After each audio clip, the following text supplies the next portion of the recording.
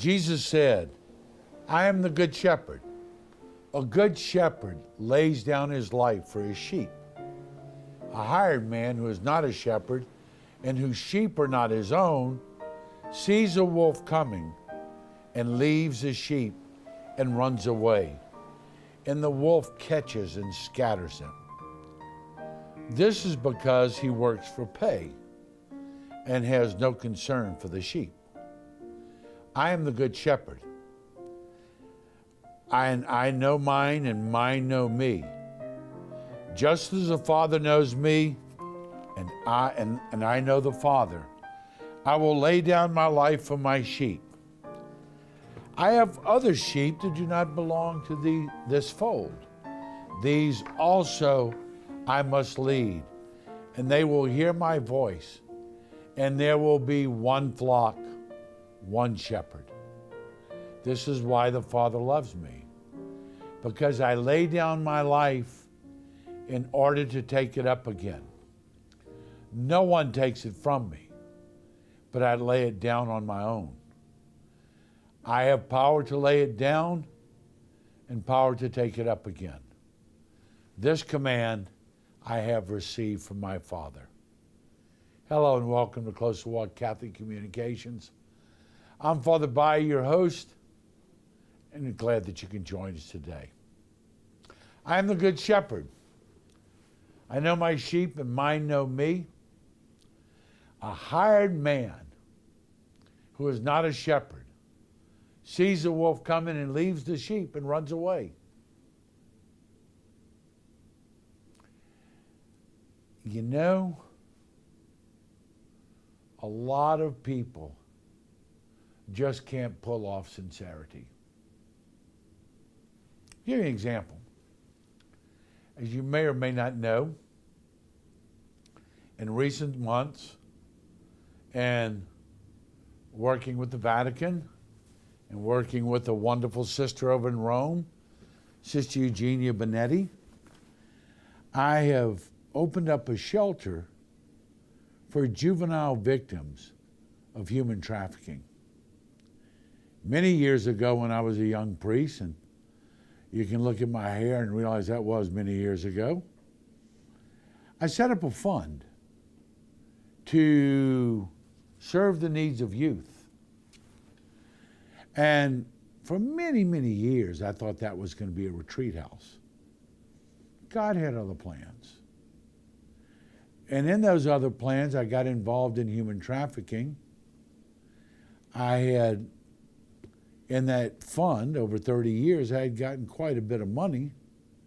And so I told this nun, I said, Sister, I will open up a shelter, but only if I have religious sisters living in the shelter. I'm not going to open a shelter without nuns. We've seen many, many times these group homes, even some foster homes.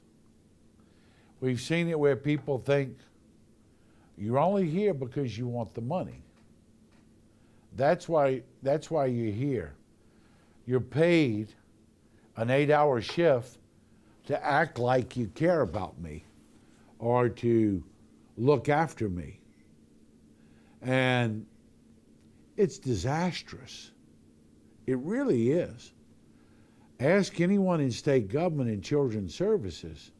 It is so very difficult. You have to realize many of these children are in these homes because there was something truly lacking where they came from. And now, what was lacking, what these kids are looking for, someone to love them, someone to care about them, someone to be there for them, they don't buy it. That you're in and out in 8-hour shifts and you're here because you love them. They don't believe that. They think you're only here because you want your paycheck. And as soon as you leave here, you leave us. And we leave your heart. We leave your mind. We leave your thoughts. I was lucky enough to be able to get 4 religious sisters to come and live in the shelter. And within a 3-week period, we had 4 young girls, victims of human trafficking, who had been placed in our care. And we have 22 waiting. But anyway, we had 4 young girls come. And after about a week, we had been there. The girls had met the nuns, and the head of our Department of Children and Family Services and her assistant came. And so they met the girls, had lunch, and the other priest, Father Chuck, and I were sitting with them. We had lunch. And all of a sudden, spontaneously, one of the little girls, who's very bright and very articulate, she said, "I don't get it." She said, she said, "I don't get it." He said, "My own family, they don't even care where I am or what I'm doing. They don't care anything about me." But she said, "Here," and she pointed to one of the old nuns and said, "That's my grandma." She pointed to one of the other nuns and said, "That's my big sister. That's my auntie." And the other nun, "That's my mama," and pointed to me and Father Chuck and said, "And that's my grandpa's. And we got kittens and we got chickens. I ain't never leaving here." And it was just so wonderful. And you realize the difference between a good shepherd and someone hired to watch the sheep. That's really the difference. You know, many years ago, and I know I've heard the stories, but many years ago, many of our children, during the Depressions, during the wars, they were placed in orphanages, oftentimes run by sisters and oftentimes run by brothers or priests or whatever. And many a child found their sense of worth in life by being raised in these orphanages. And their sense of worth came because they had someone who was going to stop them. They had someone who was going to love them. And they got some discipline in their lives. You're running a house with 40 kids. You don't cook 40 different meals. You eat what everybody else eats. And you don't clean 40 rooms. You clean your room just like everybody else does. And you do that. And unfortunately, nowadays, we don't have the staff of women religious or male religious to run these homes. And yeah, I've heard about the Madeline Laundry in Ireland, and I've heard that there were some abuse cases. I know that. And I don't excuse that. I don't say any of that's okay.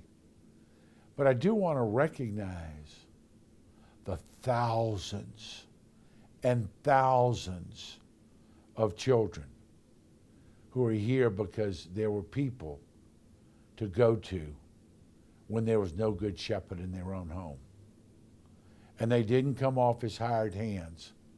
They became off as believers and disciples of the Good Shepherd. And I think there's such a challenge. There really is such a challenge nowadays of providing for people who are absolutely lost. They're out in the middle of the field. They don't need to know right, left, north, south, up or down. They have no idea. And there's no one there. Oh, well, good. Let's get them the right therapist. Let's get them in the right self-help group. Let's get, right self-help book. That's fine. But nothing replaces someone who's there because you just want to help and lead them. How many times have we had kids, and we had our own local university. We had a kid who was going to one of the Catholic schools, came from a really bad neighborhood. It was our own local version of Blindside. This kid lived in a bad neighborhood. His brother was getting in trouble. He was scared he was getting in trouble. His outlet in life was his sports. And one of the guidance counselors from the Catholic school talked to her husband, and the two of them brought him in. And they raised him as their child. You know, that's what he did because someone cared. No one paid him. The state didn't pay these people one penny. The state didn't pay these people one penny. They did it because they saw he was a wonderful kid. They saw he lived in a really bad neighborhood and he was scared of getting caught in everything that goes on in that neighborhood. And they pulled him out and they loved him. You know, there are a lot of opportunities out there to be good shepherds. And I'm not talking about necessarily raising someone else's child. I do know people who've done that. I think they're absolutely heroic. This year, when the government gave kind of a State of the Union address, he introduced a family who had 3 children of their own and decided to adopt 5 more children. And, you know, I'm not talking about they had 3 grown children. I'm talking about that, you know, they've probably got 8 children under the age of 15 right now, okay? And this wonderful couple, they kept these kids together, this family together, took care of those children, and to watch those children with the parents, that's their mom and dad. That's their mom and dad, whether you're adopted or whether you're natural, that's their mom and dad. And you could see the love. And there really are heroic good shepherds out there. There really are people who, you know, take under their wing someone at work and it's just, they're a sad case. You know, and yeah, they probably need more care than what you're able to provide. They might need therapy. They might need medication. But you know what else they need? They need someone who just cares because they care. They need someone who's just there to be there, you know, and I can call them, and this may be a lifetime project.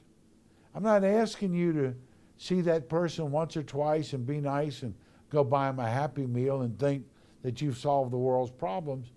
I'm asking you to care. And maybe it's nothing more than sit there and listen and let them know that you don't have the answers, but you're going to be there for them as they stumble around in the dark, as they try to figure out what's going on. You're going to be there for them. That's who the Good Shepherd is. And that's what the Good Shepherd represents in all of our lives. It's a wonderful story of a man who used to work on the plantation. He worked in the coffee shop and wanted me to bless his house. Never been married, took care of his mama, took care of his sister and her illegitimate children. I went in his house and he's got this altar.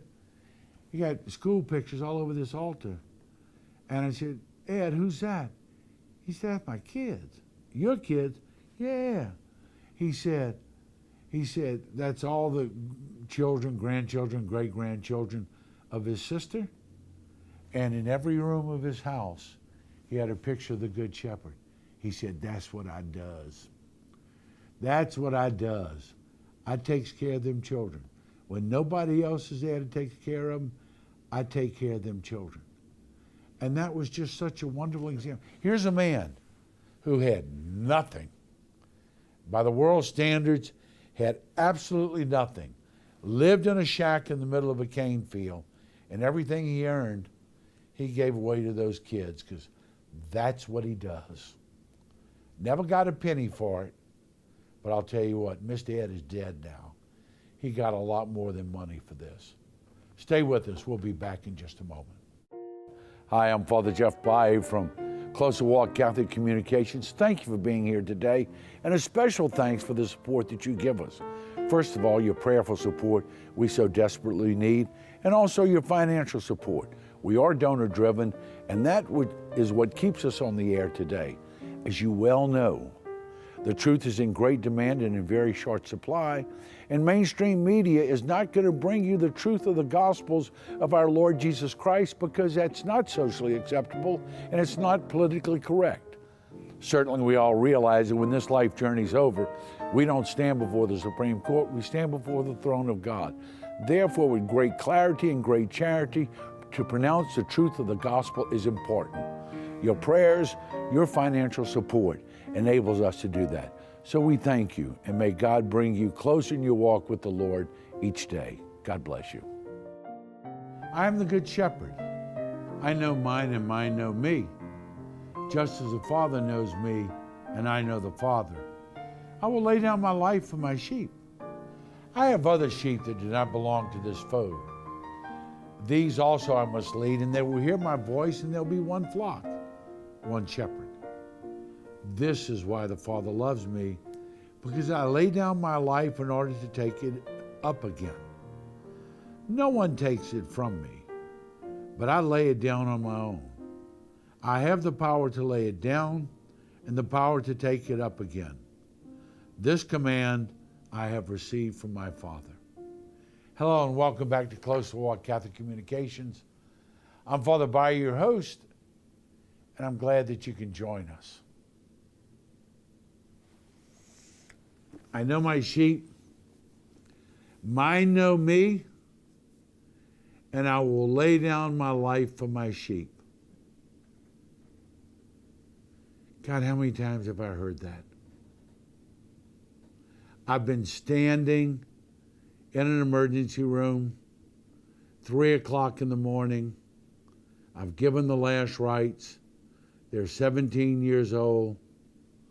The mother and father in the waiting room. Please, God, no, God. Take me, God. They got so much to live for. I'll go.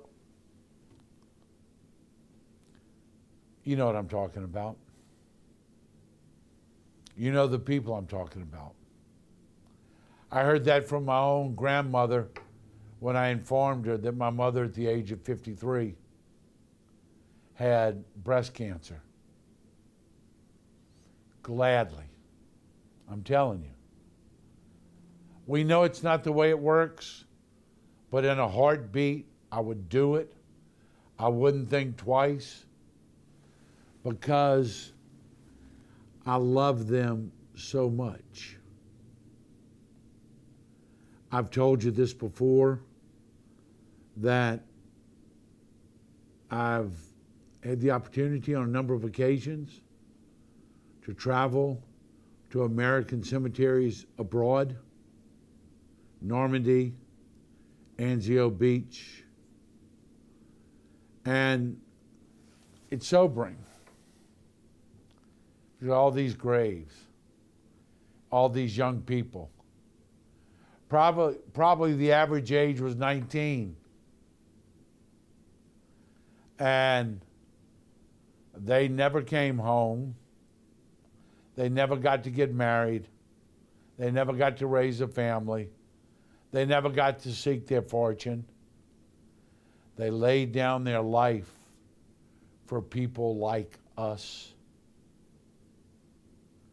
I don't know that we always appreciate it, but I'm sure God is familiar with that. People that he gave his only son to die for, and an ungrateful generations who just don't have time to thank God, don't have time to worship God, don't have time to serve God, and don't think he's relevant today anymore. Then you hear the heroic stories, and usually there's a Purple Heart hanging on the flag on their coffin. There was an IED. They saw it. They jumped on it. It tore them to shreds, but it saved their platoon. Today it's an IED. World War II in Korea, it was a booby trap, hand grenade. People who willingly, for love of these people that he knew, or she knew, who they served with. You've heard heroic stories of people trying to protect their children when someone's threatening them with acts of violence. They step in between the gunman and their loved one, and the bullet gets them.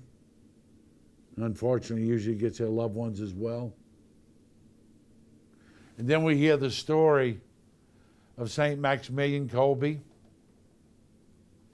One of the horrendous things in Auschwitz was every now and then, when the productivity of the workers wasn't what they thought it would be, they would randomly go in these so-called dormitories, and they would randomly choose 10 to 12 people, take them outside, take everybody outside, line up to 10 or 12, and just kill them. And if the work doesn't pick up tomorrow, we're going to kill another 12, and we're going to keep killing them until you all decide that you're going to work like you're supposed to. On one occasion, they came in, they grabbed the 12, told everyone to follow him, and this one man was crying. He was a father. He had 3 children. Please, no, I've got a wife, I've got children, and this one voice comes up, I'll take his place. Who are you? It's interesting what Maximilian Kolbe said. He didn't say I'm Maximilian Kolbe. He didn't say he was Polish. He said, I'm a priest. And so they let that man go and they killed Maximilian Kolbe. That man lived to be at the canonization with his children of Maximilian Kolbe. Those are the extraordinaries. Those are the extraordinaries. Those are the people who, no one takes my life from me. I willingly lay it down. I willingly lay down my life. It's one thing to lay down your life for those that you love. It's completely another thing to lay down your life for people that you do not know. One of the things that I think is heroic is our military men and women. Our military men and women who every day put themselves in harm's way for people who are back here who are more often than not appreciative, who don't want to uphold the Constitution that these people are fighting and dying for our emergency personnel, for our law enforcement people. You know, I'm going to do my commercial now. These poor people are damned if they do and damned if they don't. They're expected to understand everything, know who's mentally ill, let someone spit in their face and curse them, let them go for their pocket, be able to tell the difference between a toy gun and a real gun at 40 feet away, and they're expected to say, excuse me, sir, you can't call me that name and you're not supposed to spit in my face, and be completely controlled. And everyone talks about the unprofessional life of law enforcement, and no one talks about the out of control, animalistic, lack of authority for people who keep us safe. We worship people who get paid $20, $30 million a year to play some form of sports. We add to their money by buying their damn jerseys and paying them to sign our hat or our ball or whatever. And everyone thinks they're so wonderful. Well, when there's an active shooter, I don't see anyone from the NBA, the NFL, or the major leagues running in those buildings to protect your children. And yet we think all those other people are so wonderful. And for people we pay $40,000, $50,000 a year, who oftentimes have to work 2 jobs to make ends meet to raise their own families, they get disrespected, and they're not shown the appreciation for keeping us safe on a daily basis. And God forbid that something go wrong, or God forbid that some perpetrator who's got a rap sheet as long as my arm, who's cursed them, who's disobeyed them, who's fought with them, who's threatened them, who are carrying drugs and a weapon. God forbid anything happen to that person. But if the policeman gets killed, well, that was in the line of duty. Well, their duty is to protect us, and our duty is to respect them. And that's what we failed. And I know I'm getting off on my little tear here. I mean to. And if I offend you, I really don't care. I mean, it's important for us to recognize the people who sacrifice for us on a daily basis and go through so much for our sake, for our safety, for our well-being.